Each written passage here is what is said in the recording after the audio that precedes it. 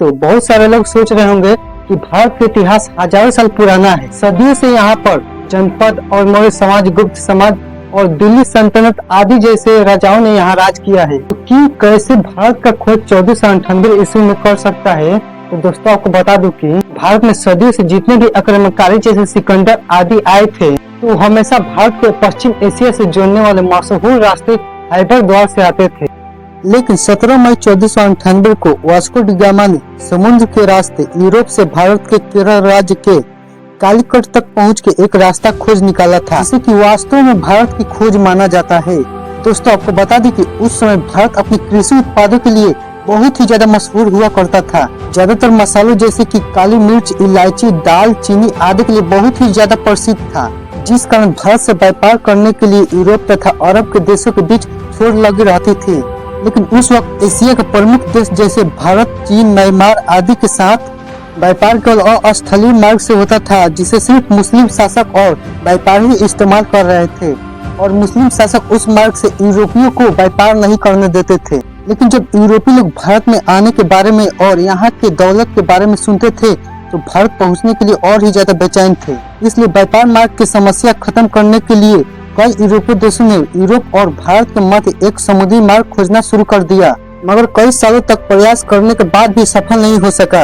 लेकिन उस समय यूरोप के समुद्र को लेकर कई तरह की अफवाहें होते रहती थी, जैसे कि कई लोग का मानना था कि अगर समुद्र के बीच नाव को लेकर गए तो अंतिम छोर तक जाते जाते गिर जाएगी। इसलिए कुछ नागरिक समुद्र में लंबा सफर नहीं करते थे। लेकिन फिर 1960 ईस्वी में पुर्तगाल के शहर में जन्मित वास्को डी गामा ने भारत का समुद्री मार्ग खोजकर यूरोप के साथ व्यापार का एक नया दौर चालू किया और हमेशा के लिए इतिहास में अपना नाम दर्ज करा लिया। कैसे शुरू हुआ था भारत का खोजने का सफर। दोस्तों, वास्को डी गामा का जन्म 1960 ईस्वी के आसपास पुर्तगाल शहर में हुआ था। उनके पिता एस्टेवन डी गामा भी एक अच्छे नागरिक और एक अच्छे समुद्री खोजकर्ता भी थे। वास्को डी गामा का बचपन अपने पिता के साथ एक नाविक और एक यात्रा के माहौल में बीता था। फिर सन 1480 में वास्को डी गामा ने अपने पिता का सम्मान करते हुए खोज की यात्रा में शामिल हुए। यहीं पर उन्होंने नाव चलाने का एक एडवांस तरीका और लंबी सफर यात्रा करना सीखा। फिर उस समय पुर्तगाल के राजा हेनरी, जिन्हें हेनरी द नाविगेटर के नाम से जाना जाता है, उन्होंने उत्तर और पश्चिम अफ्रीका के कई सफर यात्रा एवं खोजों में आर्थिक सहायता एवं संरक्षण प्रदान किया था, जिस वजह से बहुत सारे नागरिक नए नए ट्रिप को खोजने का कोशिश करते थे। इसी के चलते 1487 ईस्वी में पुर्तगाल में ही एक प्रसिद्ध खोजकर्ता बार्टोलोमेई दास ने यात्रा करके यह पता लगा लिया था हिंद महासागर अटलांटिक महासागर एक दूसरे से जुड़े हुए हैं। उसके बाद वास्को डी गामा जो खोज में गहरी दिलचस्पी रखा करता था, वह जानता था कि हिंद और अटलांटिक महासागर अफ्रीका के भूमि अंत में जुड़ते हैं, तो वो अफ्रीका से दूर दक्षिण कोने पर मौजूद केप ऑफ गुड होप के माध्यम से भारत तक पहुंचने का मार्ग खोज सकता है। उसके बाद 8 जुलाई 1497 को वास्को डी गामा ने 4 जहाजों और 170 आदमियों के साथ पुर्तगाल के लिस्बन शहर से अपनी यात्रा शुरू की। वह खुद 200 टन वजन वाला सेंट कैरियल नामक जहाज में सवार हुआ और अपने छोटे भाई बावलो को सेंट राफेल नामक जहाज का नियंत्रण सौंप दिया। फिर कुछ दिनों के बाद उनका जहाजी डेरा इस समय के मोरक्को देश से निकट स्थित कैनरी डोप से गुजरता हुआ केप वर्दे समूह पहुंचा और वह 3 अगस्त तक रुका रहा। और आपको बता दूं कि लोग जहाज पर अपने साथ पहाड़ों के टुकड़ा लेकर आया करते थे, जिससे अपनी जहाज के रास्ते को चिन्हित करने के लिए पहाड़ों के टुकड़े को रखते जाते थे, जिससे वापस आने का रास्ता मालूम आ सके। वास्को डी गामा ने क्रेनी की खाड़ी के नीचे समुद्री धाराओं से बचने के लिए अटलांटिक महासागर में एक लंबा चक्कर लगाया और फिर केप ऑफ गुड होप के दौरे के लिए पूर्व की ओर एक मोड़ ले लिया। ये भारत की खोज में उनकी पहली प्रमुख सफलता थी। फिर 7 नवंबर को उनका डेरा आज के दक्षिण अफ्रीका के सेंट एलेनावे में पहुंचा। सेंट एलेना का मौसम बहुत खराब था। वहां तेज हवाएं और समुद्री लहरें चल रही थी, जिस वजह से वास्को डी गामा का दल 7 नवंबर तक आगे नहीं बढ़ सका था।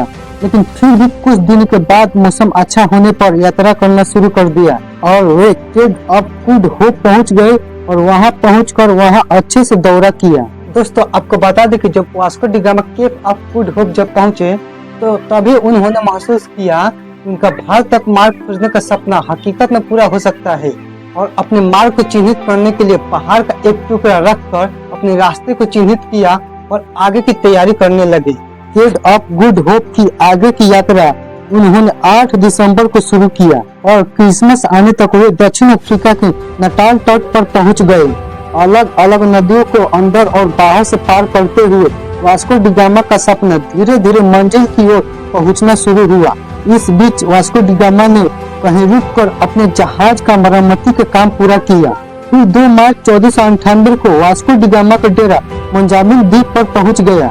जब वास्को डी गामा अपना पूरा दल के साथ मोजाम्बिक द्वीप पर उतरा और वहां के लोगों से मिला तो उन्हें लगा कि ये पुर्तगाली निवासी भी उन्हीं की तरह मुसलमान है, इसलिए उन लोगों ने उनका खूब मदद किया। फिर वास्को डी गामा का मोजाम्बिक में पड़ाव डालना उपयोगी साबित हुआ।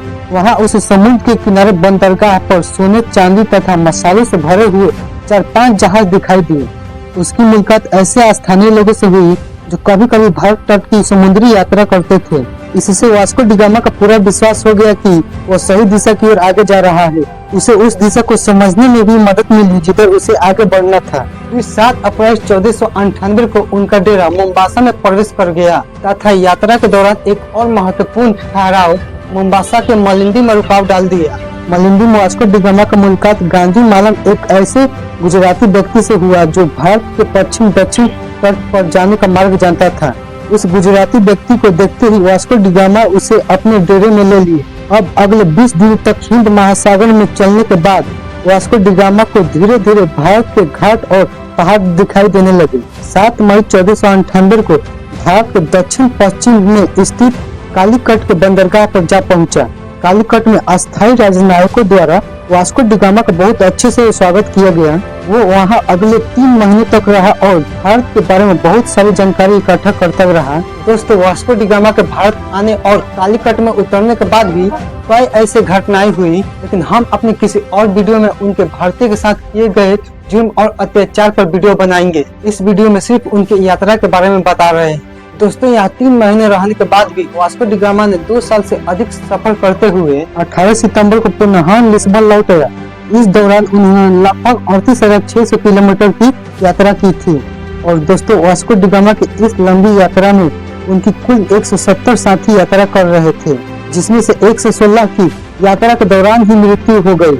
वास्को डी गामा की इस बहादुरी पर पुर्तगाल के राजा बहुत खुश हुए और फिर से उन्होंने दूसरी बार 1502 में भारत की यात्रा पर भेजा था। इतिहासकारों का मानना है कि वास्को डी गामा विभिन्न प्रकार के भारतीय मसालों और रेशम के साथ अपने देश पुर्तगाल लौटा तो उसने केवल मसाला बेचकर ही यात्रा के दौरान खर्च किए गए पैसों से 4 गुना ज्यादा पैसा कमा लिया था। दोस्तों, फिर 1524 ईस्वी में वास्को डी गामा का मृत्यु कालीकट में ही हो गई, जो अपने तीसरी यात्रा पर भारत आया था। कई इतिहासकारों के मुताबिक यह पता चला कि उसकी मृत्यु के कारण मलेरिया था। दोस्तों, जब वास्को डी गामा ने भारत और यूरोप के बीच एक समुद्री मार्ग खोज लिया था, तब वास्को डी गामा का नाम पूरा यूरोप में मशहूर हो गया और उसकी यात्रा की चर्चा पूरी यूरोप देश में होने लगी तथा धीरे धीरे अन्य देशों ने भी उसी खोजे गए रास्ते से अपना अभियान भारत से शुरू कर दिया, जिस वजह से पुर्तगाली के बाद ब्रिटेन और फ्रांसीसी और अन्य देश भी भारत आना शुरू हो गया। उसके बाद आगे भारत में जो कुछ भी हुआ वो हम अच्छे से जानते हैं कि कैसे भारत यूरोप देश की कॉलोनी बन गई। दोस्तों, आज के लिए इतना ही। फिर मिलते हैं किसी अगले वीडियो के साथ। तब तक आप इस चैनल को सब्सक्राइब करें और इस वीडियो को लाइक, कमेंट और शेयर करें ताकि इसके बारे में हर भारतीय को जानकारी हो।